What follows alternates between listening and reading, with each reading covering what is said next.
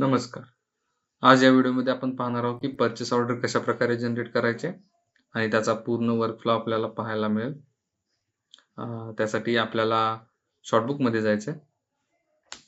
इथं शॉर्टबुकमध्ये जे काही मिनिमम मॅक्सिममच्या बेसिसवरती किंवा ऑटोमॅटिक किंवा मॅन्युअली कोणत्या पद्धतीने इथे शॉर्टलिस्ट झालेले प्रोडक्ट असतील ते इथं ऑटोमॅटिकली अपिअर होतात आणि अपिअर झालेल्या प्रोडक्टना आपण जी काही ऑर्डर जनरेट करायची आपल्याला पर्चेस ऑर्डर त्याप्रमाणे आपण सिलेक्ट करून घ्यायचे.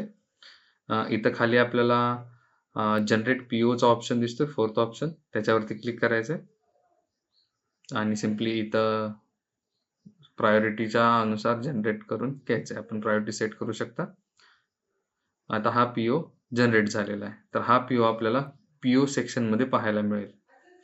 पीओ सेक्शन मध्ये सिम्पली आपल्याला तो PO order wise, item wise आणि डिस्ट्रीब्युटर वाईज पाहायला मिळतील. परचेस ऑर्डर आपल्याला पूर्णपणे जर आपल्याला पर्टिक्युलर पीओ ओपन करून पाहायचं असेल तर ओपन करून पाहू शकता.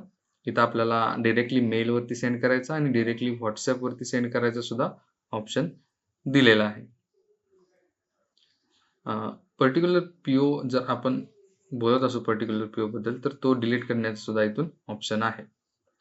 आता सिम्पली आपण तो पीओ आयटम वाईज किंवा करंटली आपण हा पीओ ओपन करून बघूया. आता ह्यामध्ये आपण जे ऑर्डर जनरेट केलेली आहे ती इथं पाहू शकता. आपल्याला इथून एडिट करायचा ऑप्शन मिळतो आणि मोरमध्ये आपल्याला एक्सेल, CSV दोन्ही फॉर्मॅटमध्ये डाउनलोड करायचा ऑप्शन आहे. बल्कमध्ये अपडेट करायचा ऑप्शन आहे, बल्कमध्ये डिलीट करायचा ऑप्शन आहे आणि सिम्पली इथं सुद्धा आपल्याला मेल पीओ टू वेंडर हा ऑप्शन सुद्धा आपल्याला इथं पाहायला मिळतो. जर तुम्ही दुसऱ्या कोणत्या वेने ऑर्डर दिलेली असेल तर आपण इथं सिम्पली मार्क एज ऑर्डर वरती क्लिक करून हा पीओ ऑर्डर आहे असं स्टेटस चेंज करू शकता. आता पाहणार आहोत आपण आयटम वाईज.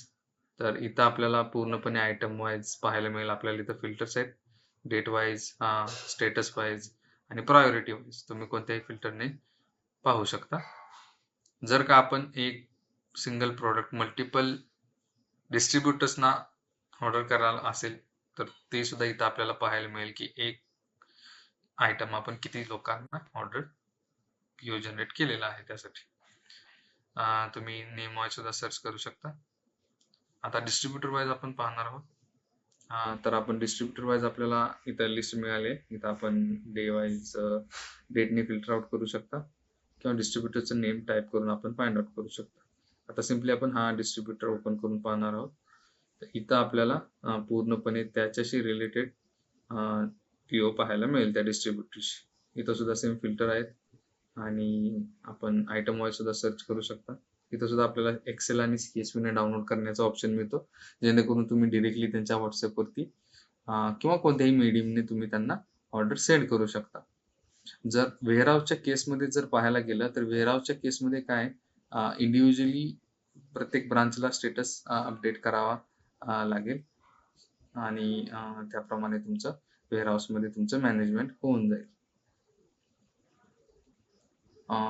जर आपल्याला पीओचं कंपॅरिझन करायचं असेल तर सिम्पली आपल्याला परचेसमध्ये जावं लागतं आणि आपण पाहूयात. आता नवीन परचेसमध्ये जाणार आहोत. जर इथं आपल्याला नवीन परचेस बनवूया आपण एक. डिस्ट्रीब्युटरच्या नेम नंतर आपल्याला इथं पीओचा एक ऑप्शन मिळतो. इथं आपल्याला जे काही लेटेस्ट पीओ असतील त्या डिस्ट्रीब्युटरशी रिलेटेड ते पाहायला मिळतील.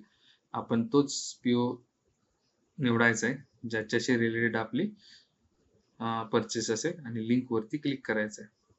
आता मी हा सिलेक्ट केलाय आणि याला लिंक करतोय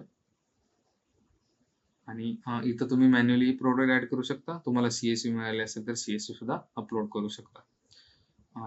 आयटमच्या एंट्री नंतर सिम्पली आपल्याला इथं पीओ वरती क्लिक करायचंय आणि कम्पेअर वरती क्लिक करायचंय, जेणेकरून आपल्याला जे परचेस मध्ये मिळाले आणि आपण जो पीओ जनरेट केला होता त्यामधील आपल्याला डिफरन्शिएट करून मिळेल. नॉन ऑर्डर्ड, पार्शली जर आलेला असेल, एखादा आयटम आलेलाच नसेल तर तो पेंडिंग दाखवेल.